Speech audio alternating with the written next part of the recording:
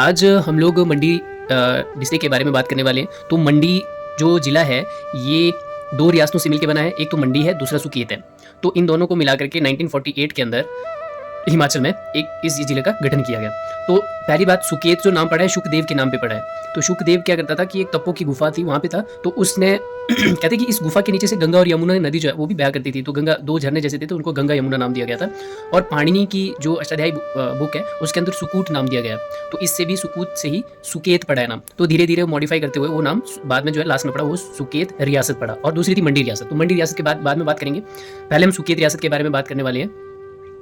तो बीरसेन ने इसकी स्थापना की थी 765 ईस्वी में। और बीरसेन जो है बंगाल के सेन वंशज का एक राजा हुआ करता था। तो उसने स्थापना की और अपनी राजधानी, ऑब्वियसली सी बात है अगर किसी की स्थापना कर रहा है तो राजा वहाँ की राजधानी भी बनाएगा। तो पंगाणा जो है उसने राजधानी बनाई।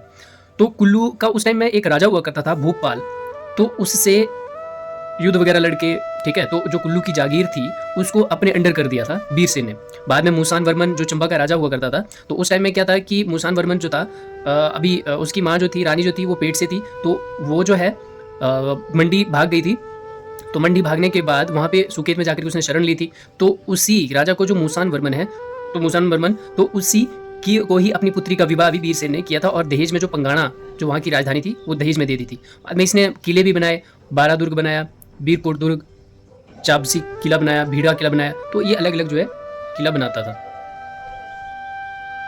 फिर उसके बाद विक्रम सेन जो है मंडी सुकेत रियासत का राजा बनता है। तो ये क्या था कि एक धार्मिक राजा था, भगवान को बहुत मानता था। तो उसी के चक्कर में इसने 2 साल के लिए जो अपना राज्य था वो सारा का सारा अपने भाई को सौंप दिया और खुद हरिद्वार चला गया। तो इसी के दौरान क्या हुआ कि एक त्रिविक्रम सेन था, उसने कुल्लू के राजा हस्तपाल से या हेतपाल के साथ मिल करके छीनना चाहा, उस चीज़ को छीनना चाहा।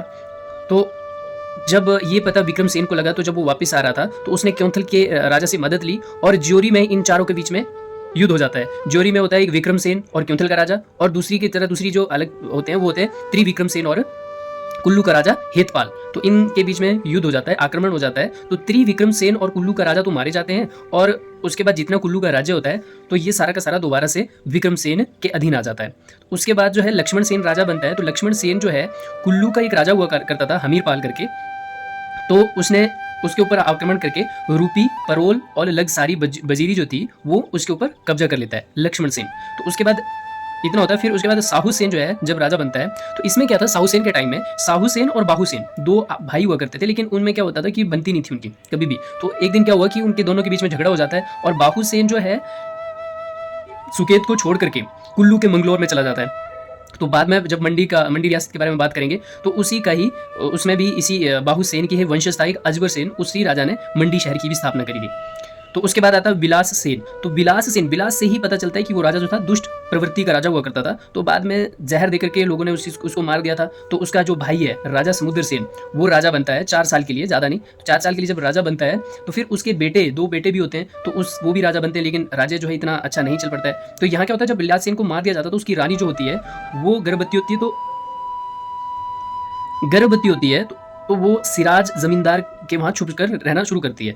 तो बाद में जब उसका बेटा होता है, उसका नाम होता है सेवंत सेन, तो वो जो है बाद में उस बच्चे को बचाती है। तो जो सिराज में ज़मींदार होते हैं वहाँ पे जम के शरण लेती है। तो बाद में क्या होता है कि जब इसके समुद्र सेन के जो बेटे होते हैं वो भी राजा बन जाते हैं। तो फिर उसके बाद कोई राजा नहीं मिलता उनको। तो उसके बाद जो यहाँ के अधिकारी होते हैं सुकेत रियासत के, वो ढूंढते हैं कि विलास सेन का एक बेटा सेवंत सेन, उसको ढूंढा जाए। तो बाद में वो जो है वहाँ पे सिराज में मिलता है। तो उसको बाद में राजा बना दिया जाता है और रानी के ही नाम पे वहाँ पे एक रानी कोट किला बना देता है सेवंत सेन। उसके बाद जो है राजा बनता है वो बनता है मदन सेन। तो मदन सेन, तो पहली बात याद रखना है कि इतना अगर क्वेश्चन पूछा जाए कि ऐसा कौन सा राजा था सुकेत रियासत का जो कि अधिकारी था, फिर उसके बाद जाकर के वो राजा बना, तो वो राजा बनता है। तो पहला अभियान इसने नाचन के राणाओं के विरुद्ध शुरू किया था और उस अभियान के दौरान इसकी विजय भी हुई। तो इसने मदन कोट का किला बना दिया, अपने नाम से ही एक किला बनाया विजय के दौरान जब विजय हुआ। तो उसमें जो गुमन और द्रंग की जो खाने हुआ करती थी वो राणाओं के अधीन हुआ करती थी उस टाइम में। तो इसने क्या किया कि राणाओं के विरुद्ध भी एक विरोध छेड़ दिया और उसमें राणा जो थे वो हार जाते हैं। और जो द्रंग के और गुमन की खदाने नमक की खाने हुआ करती थी उन पे अपना कब्जा कर लिया और कुल्लू पर भी दोबारा से इसने कब्जा कर लिया। और बाद में वो कटवालवाह किला भी बनाता है, अष्टमनाथ मंदिर जो कि प्रांगणा में बनाया। बाद में उसे लोहरा ले गया क्योंकि उसने अपनी राजधानी ही लोहरा बनाई 1240 के आसपास। उसके बाद जो है राजा बनता है पर्वत सेन। पर्वत सेन का क्या था कि उसने एक पुरोहित था, उस पे झूठा आरोप लगा दिया कि इसका जो संबंध है वो दासी के साथ है। तो उसमें क्या हो जाता है कि पुरोहित जो है इस चीज़ को बर्दाश्त नहीं कर पाता है, तो वो आत्महत्या कर लेता है। तो बाद में उसी से ही, उसके श्राप से ही राजा जो है कहते हैं कि बीमार रहने लगा। जब वो बीमार रहने लगा तो एक ब्राह्मण आया, तो ब्राह्मण ने कहा कि जो लगसारी वजीरी है उसको भूमिदान कर दो। तो वो बाद में उसको भूमिदान कर देता है, लेकिन बाद में क्या हो जाता है कि राजा मर ही जाता है। तो कुल्लू का जगत सिंह उस टाइम में राजा हुआ करता था, तो वो सुकेत के कुछ भाग में जो है कब्जा भी कर लेता है। तो जब ये कब्जा करता है तो राजा तो मर गया था, तो वहाँ पे एक और राजा बना फिर करतार सेन। तो करतार सेन ने इसी से ही डर के, पुरोहित ने आत्महत्या कर ली थी तो उस राजा बीमार होने लगा, बीमार होकर के मर गया, तो उसी के डर से करतार सेन ने करतारपुर नगर की स्थापना की। ठीक है, उस चीज़ को अशुभ मानता था क्योंकि पुरोहित की ने आत्महत्या करी थी, तो वो अशुभ मानने लगा। तो उसने करतारपुर नगर की स्थापना की और अपनी वहाँ की जो राजधानी है वो करतारपुर में 1520 में स्थापित की।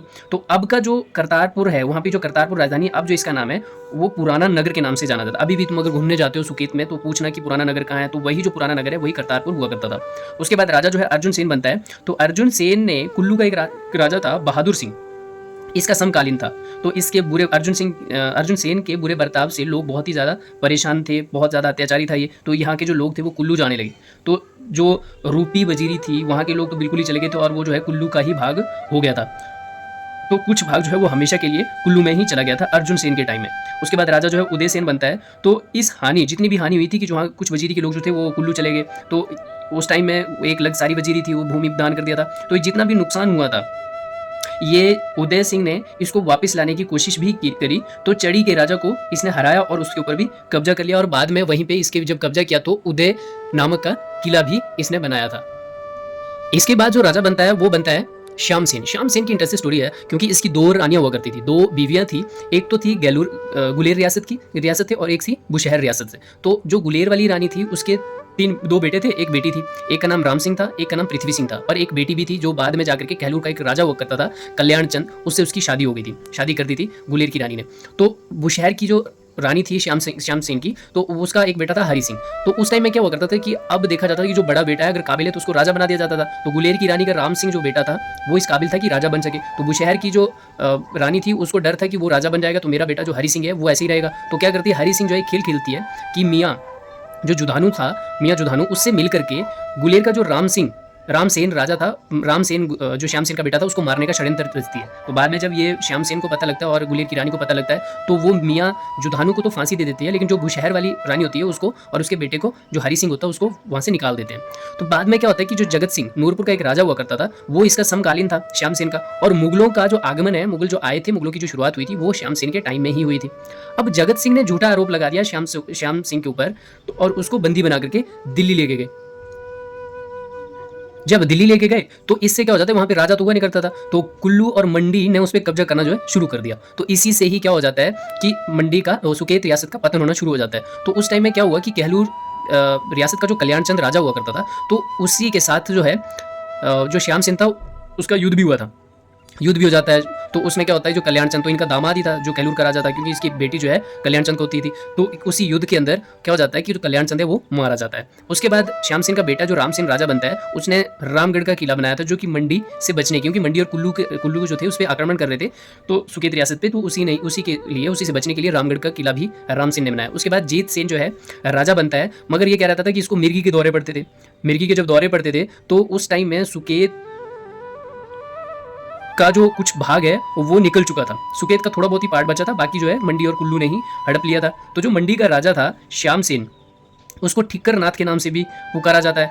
क्योंकि उसको क्या हो जाता था कि दौरे पड़ते थे तो जो श्याम सिंह सेन था मंडी का राजा वो इसको ठिक्कर नाम से पुकारता था। तो इसने लोहरा स्थान पर युद्ध किया था जीत सिंह ने, और जीत सिंह जो इसमें हार गया था। श्याम सेन और जीत सिंह के बीच में लोहरा में युद्ध हुआ जिसमें क्या हो जाता है कि जीत सिंह हार जाता है और वो श्याम सेन मंडी का राजा जीत जाता है और सुकेती नाले तक जो है मंडी रियासत का कब्जा शुरू हो जाता है। तो उसके बाद इंपॉर्टेंट राजा आता है वो है गरुड़ सेन इसलिए इंपॉर्टेंट हो जाता है क्योंकि इसने सुंदरनगर की स्थापना करी और सुंदरनगर को बनेड़ के पुराना नाम जो था बनेड़ था। यहाँ से क्वेश्चन पूछा जाता है कि सुंदरनगर का पुराना नाम क्या था, तो बनेड़ था। सुंदरनगर की स्थापना किसने करी, तो गरुड़ सेन ने करी। तो इसमें मैंने डेट मेंशन नहीं की है क्योंकि अलग अलग बुक में अलग अलग डेट दी गई है, तो उसमें इतने ज़्यादा इंपॉर्टेंट नहीं है। तो सूरज कुंड मंदिर का जो निर्माण करवाया था तो जो गरुड़ सेन की रानी थी उसी ने ही करवाया था। तो उसके बाद राजा है भीकम सेन बनता है। तो भीकम सेन जो था अहमद शाह दुर्रानी का समकालीन था, एक तो ये बात याद रखना है। और दूसरी बात क्या हुआ कि अहमद शाह दुर्रानी ने 1752 ईस्वी में कब्जा कर दिया था सुकेत के ऊपर।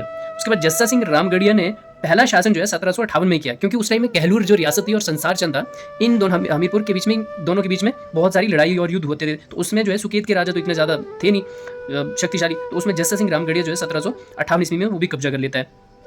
बाद में रणजीत सेन जो है नाचन और दूसरे आसपास के जितने भी क्षेत्र थे जो यहाँ से गए थे उनको वापस लाने की कोशिश करता है।